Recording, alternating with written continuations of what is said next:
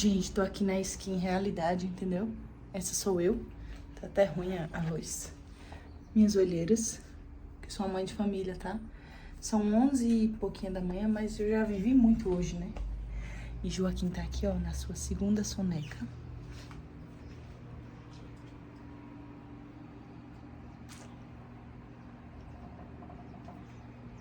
Abençoa, Deus.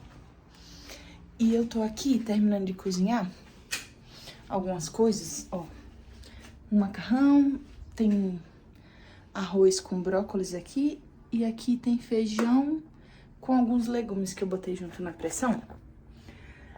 Vou terminar aqui de fazer umas coisas na cozinha, ó. E eu tô aqui com a roupa de academia, ó. Na fé, né, que hoje eu vou conseguir fazer algo fitness. O varal ali, com os panos de chão, truvando. E vocês vão ficar aqui comigo, porque agora a gente vai conversar um negócio muito sério. 3 coisas que eu queria que tivessem me falado, que ninguém me avisou e que aconteceu quando eu virei mãe. Vou falar pra vocês. Claro, tem muito mais coisas, né? Mas hoje eu só separei 3 pra conversa não ficar muito longa, mas pra gente conversar. Coisa número 1, que eu acho que... Voltei. Ninguém me avisou. Pra mim, amamentar foi muito difícil. Não pra mim não, acho que pra todo mundo é. Só que é uma dificuldade que eu não consigo nem expor, né? Primeiramente, eu entendo hoje que ninguém avisa sobre isso, porque são coisas que não tem como você mensurar. A dificuldade. É aquele tipo de coisa assim, só sabe quem passa vivendo? É tipo, essas 3 coisas que eu vou listar são isso. Eu vou tentar te falar sobre, mas não tem como. Só se você for mãe um dia, você vai entender o que eu tô falando. É meio clichê, é meio chato essa fala, mas é verdade, não tem como você entender se você não passar. Eu não imaginava que era algo tão difícil como foi, né? Primeiro, eu já acho uma amamentação esquisita. Todo mundo falava assim, amamentar é lindo, é um ato de amor. Realmente, eu entendi que amamentar é um ato de amor porque é muito difícil. Então, você só continua tentando porque você ama muito a criança que você pariu, né? Não é algo assim, é um ato de amor por ser algo bom e lindo. Mas é porque, poxa, você vai se esforçar, você vai passar por uma dor absurda. Uma coisa que eu não sabia sobre a amamentação, que quando o leite demorava 4 dias a descer. E aí, quando o leite desce, o seu peito empedra, né? E eu não sabia disso. Simplesmente, num sábado à noite, quando eu tava em casa, na primeira semana de vida do Joaquim, o meu peito empedrou e eu não sabia o que fazer. E olha que eu tive aula com a minha doula antes, e eu simplesmente não lembrava disso, não sabia. E aí, tipo assim, meu peito empedrou e começou a esquentar. E se não cuidar disso, não fazer ordenha, dá mastite, né? Você tem que tomar medicação e tudo. E assim, era uma coisa que eu não tinha noção zero disso. E aí, eu falei com uma médica, que é uma mulher que as filhas dela vão na minha célula da igreja. E ela simplesmente foi muito solícita, assim, foi coisa de Deus mesmo. Porque ela falou, o que? Seu peito tá empedrando, eu vou aí. E simplesmente eu recebi uma médica na minha casa no sábado à noite. Que meu peito tava assim, empedrado. E ela me ajudou a ordenhar, a tirar um pouco de leite e a marcar. E me indicou uma consultora de amamentação que veio aqui em casa no outro dia de manhã pra me ajudar. E ela precisava pegar no meu seio pra ordenhar, né? E ela ordenhando, assim, a minha mãe tava aqui comigo, ela nem aguentou ficar na sala. Porque a mulher apertava assim, fazia a manobra, a massagem de ordenhar o seio pra o leite sair. E era aquela mãozona assim, pá, e eu chorava assim. É uma coisa que falando assim, é engraçado, mas foi bizarro. E aí eu comecei a entender a dimensão do que era amamentar e por que as pessoas falavam que isso era um ato de amor.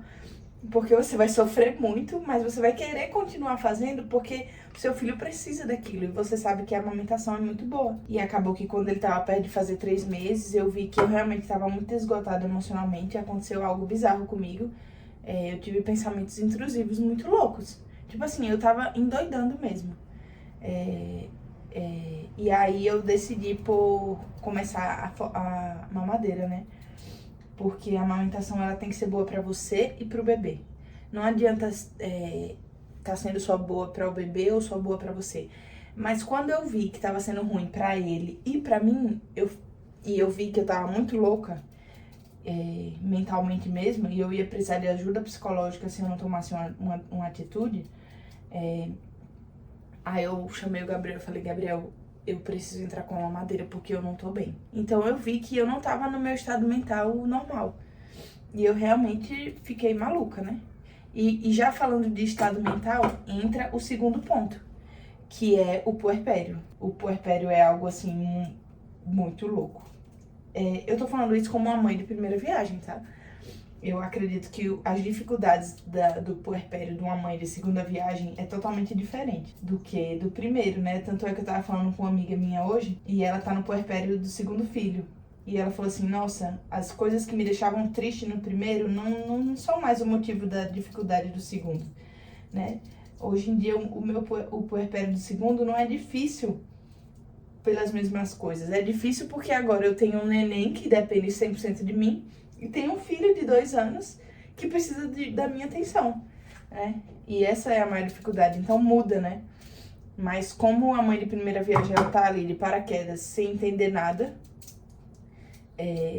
é algo que pega muito, né? E aí a ficha da gente começa a cair. A minha vida inteira agora vai ser uma logística para que eu e meu filho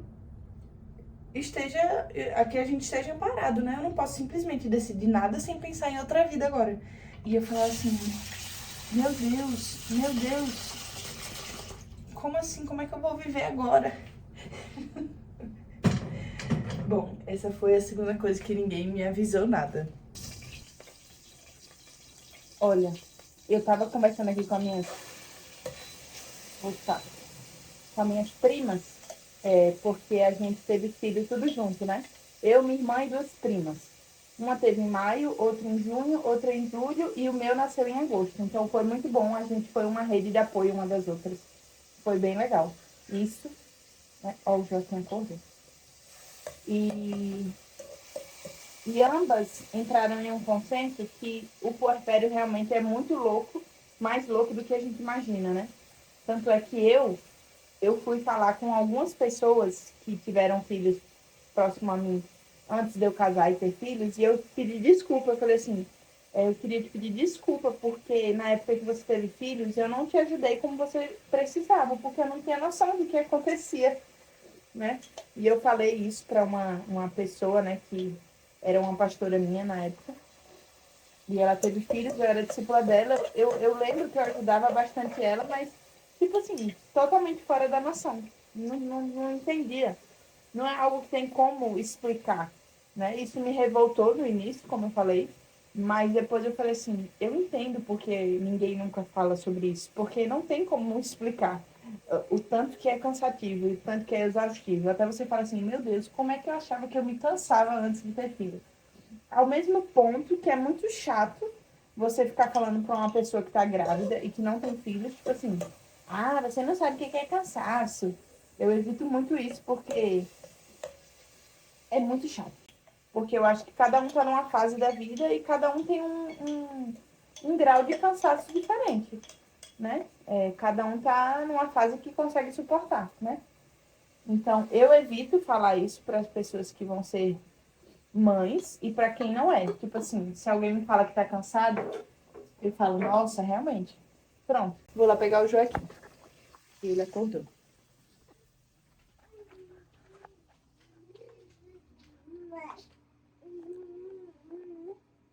Tu já acordou, rapaz? Tu acordou, foi? Tu já acordou? Vamos pro tapetinho? Ó, vou deixar ele aqui um pouquinho. Ele brinca sozinho, graças a Deus. Né, filho? Mas não se compare comigo. Ele brinca sozinho, fica uns minutos, mas eu sempre fico voltando lá. E enfim, né? Ele tem 7 meses e alguns dias. Bom, Mas sobre essa questão do puerpério, é isso. São coisas que eu entendi porque ninguém falava, porque não tem como expressar. Eu sabia que seria cansativo, eu sabia que eu iria dormir mal, mas eu não sabia a dimensão disso. Não sabia a dimensão de dormir mal e não sabia a dimensão do cansaço, desse turbilhão de emoções, até porque a mulher tá ali totalmente alterada, né, hormonalmente. O seu corpo sofreu uma perda de sangue. Eu tive uma perda de sangue muito grande, né, eu tive parto normal. Uma perda de sangue enorme, a baixa de vitamina brutesca, e isso mexe muito com a mulher, né, e eu acho que a gente não tem essa noção até viver, né, então essa foi a segunda coisa que pegou, né, a primeira a amamentação, a segunda o puerpério. E a terceira coisa entra um pouco nisso que eu já falei, né, que é sobre a privação do sono. Eu lembro que algumas pessoas chegavam pra mim, que já são pais, e falavam: se prepara pra entrar no time dos que não dormem, não sei o quê. E eu também achava chato. Eu falava: nossa, mas que saco, que pessoa exagerada, que não sei o quê. Sabe de nada, né? Eu realmente não sabia de nada. E eu não tinha noção da privação do sono que seria, né? Ainda mais como eu tive essa dificuldade de amamentação, tudo se juntou.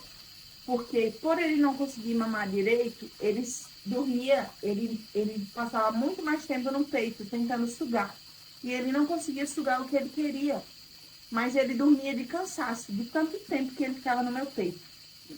E aí ele dormia de cansaço e acordava muito rápido porque ele ainda estava com fome. Então, pra mim, o sono pegou nisso ainda mais, porque ele acordava muito mais.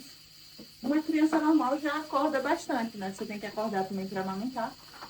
Mas ele acordava muito porque ele não conseguia saciar a fome dele, porque o meu leite não saía, né? Como ele precisava. E além de que o meu filho, ele teve a língua presa, ele teve que fazer frenectomia. Então, eu fiquei 10 dias tentando amamentar ele, e ele com a língua presa. Ele não conseguia fazer a pega correta no meu seio e não conseguia mamar.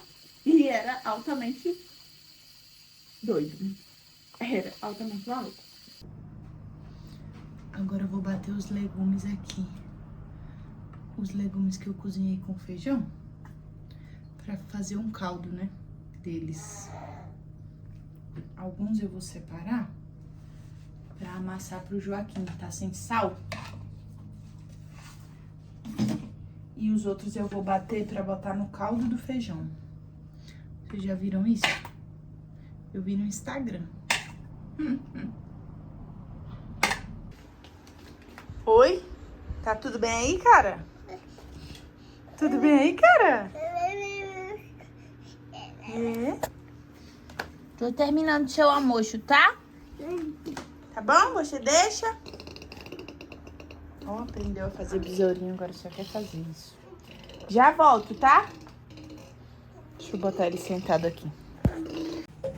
Bom, aí eu tirei os legumes, vou refogar o feijão aqui. Uma panela que eu já botei um cheiro verde, refogadinho no azeite. Vamos refogar aqui esse feijão. Vou tirar um pouco do caldo dele.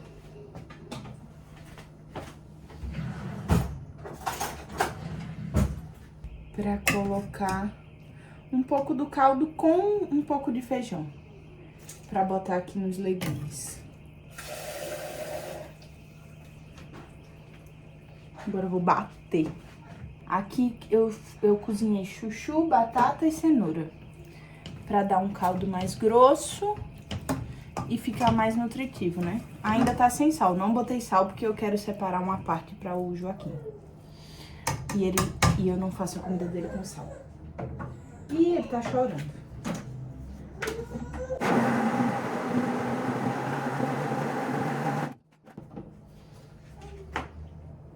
Ó. Pronto. Ó, ficou assim. Vou jogar aqui. Grosso. E com muitos legumes.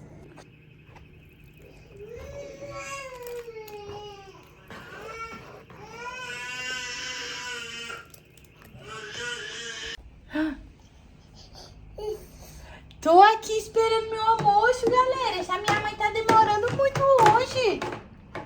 O que ela tá pensando? Que pode me enrolar? Ah! Ah! Bu! Falei, Bu! Vamos pegar seu almoço? Vamos?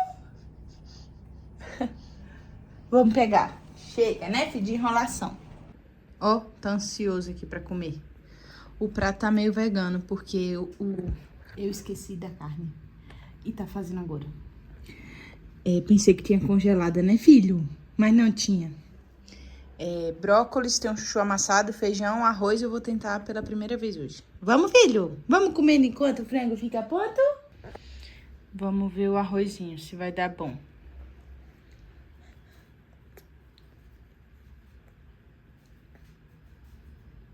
Gostou, amor? Gostar não tem como, o negócio é só se engasgar.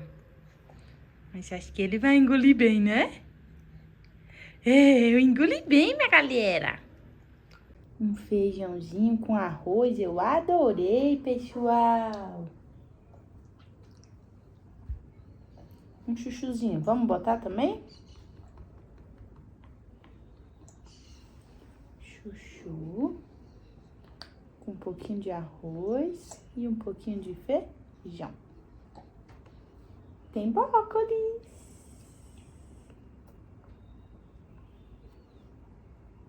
Tá quente ainda. Oi.